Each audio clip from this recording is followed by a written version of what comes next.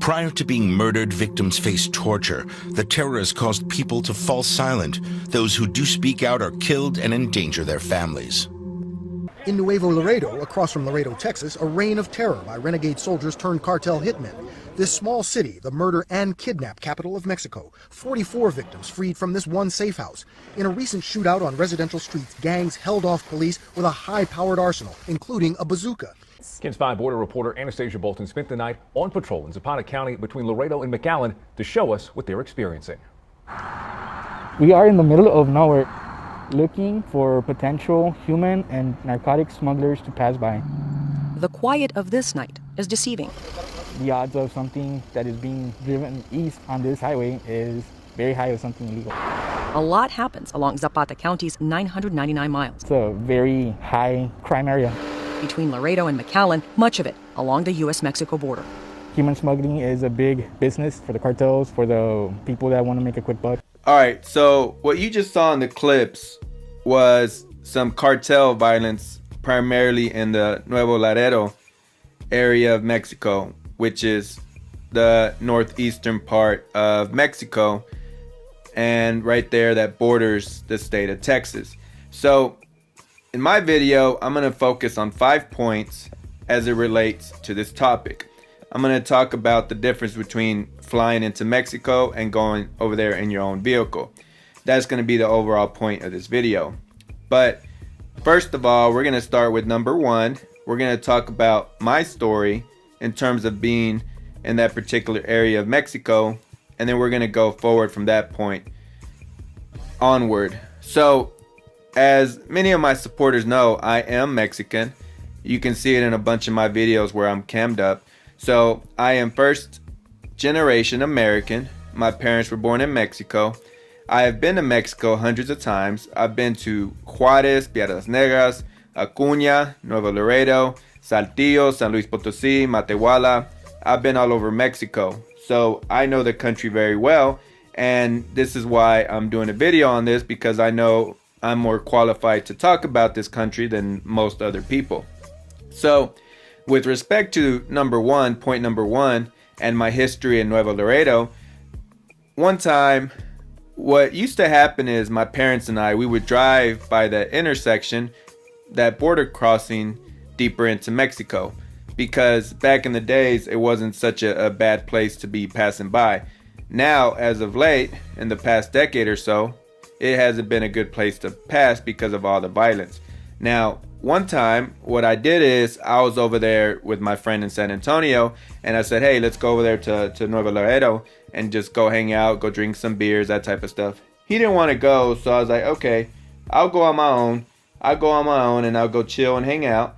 And I was like, it can't be that bad. I've been traveling all over Mexico my whole life, and I was like, it can't be that difficult, that bad to be over there. So let me make it clear. I decided to drive over there in my own vehicle because I was going to go to other parts of Texas anyway. So the plan was to go over there to Nuevo Laredo and then go to other parts of Texas from that point forward. But this is what ended up happening.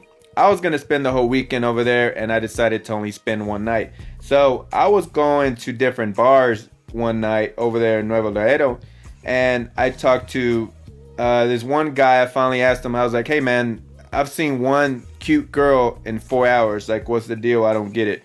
He's like, well, you know, the pretty girls, they don't come out. I was like, well, why not? He's like, okay, well, the cartels, they'll snatch them right up. So the cartels in that city, they're notorious for snatching up the women that are pretty and just basically forcing them to be girlfriends and that type of thing. So I was like, okay, that makes a lot of sense. But here's the more important part. I sensed that there was a bunch of evil in the air. You can sense it as soon as you enter that particular city. The evil is right there.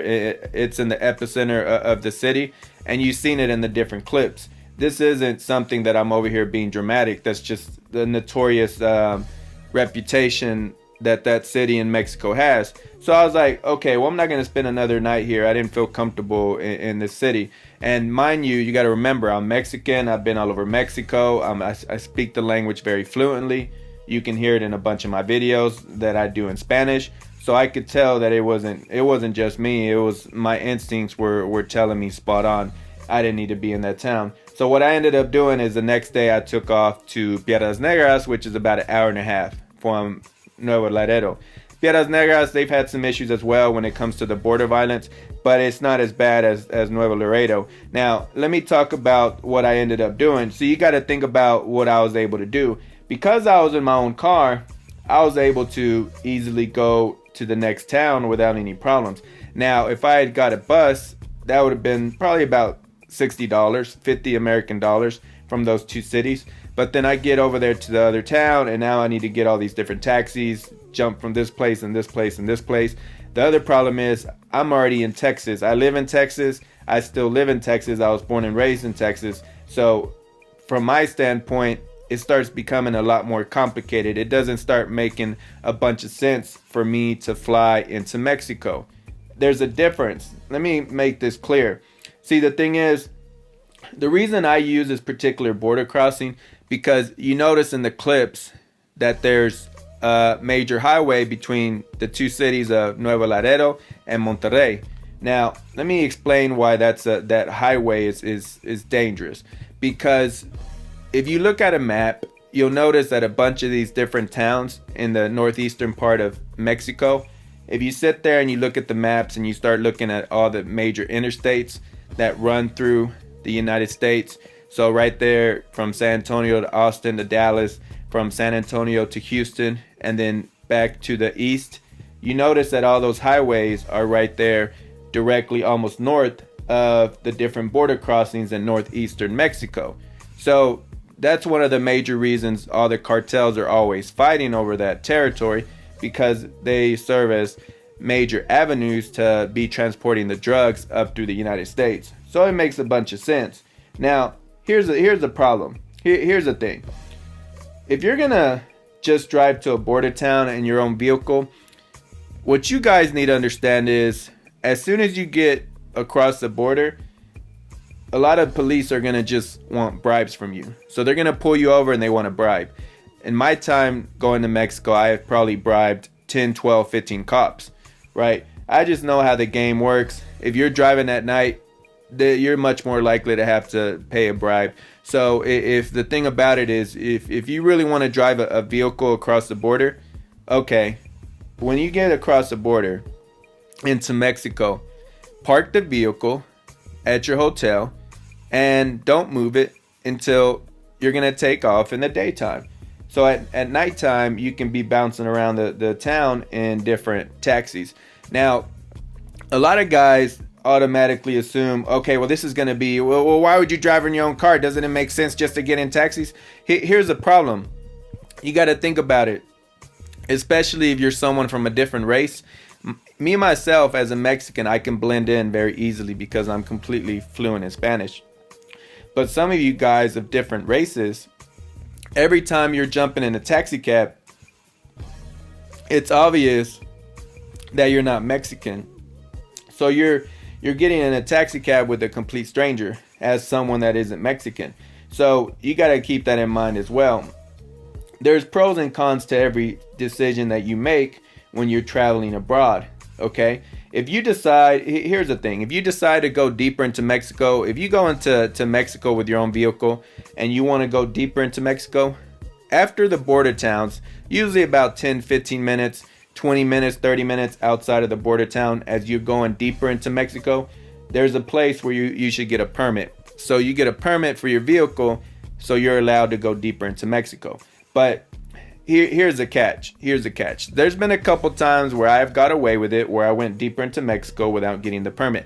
Would I advise it for the average person? No, I wouldn't. I'm just being honest in this video, just for the sake of, being full disclosure on what I have done. I've gone deeper into Mexico, to Chihuahua, Mexico, and if you look it up on a map, it's pretty close to Juarez, Mexico. Okay.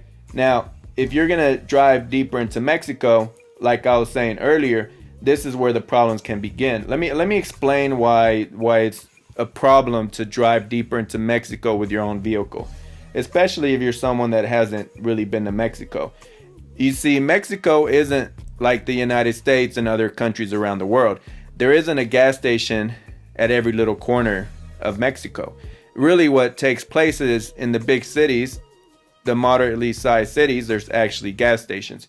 But in the little towns in the middle of nowhere, there's no gas stations. So what a lot of people do, those people that live in those little towns in the middle of nowhere, they buy gasoline from the big cities, and then if someone runs out of gas, they mark it up. They mark it up at a significant amount, and then they sell it to the stranded travelers that didn't know any better, that they assumed there was going to be gas stations at every little place, and they didn't know any better, and they ran out of gas. Now, let's think about this. Because the cartels, the drug cartels, know Mexico very well. They know all the highways, they know all the back roads, they know everything backwards and forwards. They know that there's going to be a bunch of travelers that do this type of stuff. So you're playing on their territory. You're over there fighting a war on their territory, and you don't even really know the logistics of being over there in Mexico. So you guys keep that in mind if you so decide to drive deeper into Mexico. And you know, the thing about it is, if you're gonna take a bus, from a border town deeper into Mexico, that's another option. But I myself, I'm not a fan of that option, because I'm not a fan of other people constantly driving me around. I just am not. If I have to be honest, and I am being honest, and I always am honest in my videos, I have, the vast majority of time, I have driven into Mexico. But because I'm Mexican, because I'm completely fluent in Spanish, because I've gone hundreds of times to the country, most of the time it's always been a border town. A lot of those border towns I've already been dozens and dozens and dozens of times, and I already know my way around the town. So my advice is, I'm giving you the broad spectrum of the different decisions you can make if you're gonna go over there. Now, here's the thing about it.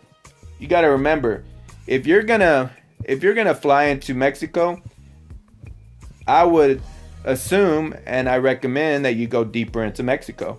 I wouldn't fly into any of the border towns. I'll just tell you straight up. I would not fly into Juarez. I would not fly into Tijuana. I would not fly into all these different border towns, because the interesting part, and the thing you got to do your research on, is those cities are amongst the most dangerous in the world.